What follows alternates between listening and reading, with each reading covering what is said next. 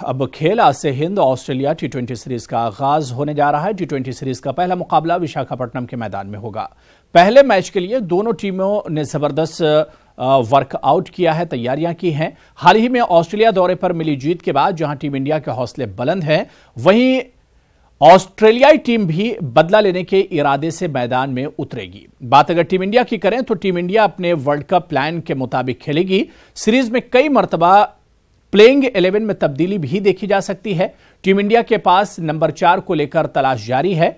Team India के पास ऐसे कई खिलाड़ी हैं जो किसी भी टीम की नींद उड़ा सकते हैं। वहीं अगर ऑस्ट्रेलिया की टीम की हम बात करें तो ऑस्ट्रेलियाई टीम के पास टैलेंट की कोई कमी नहीं है।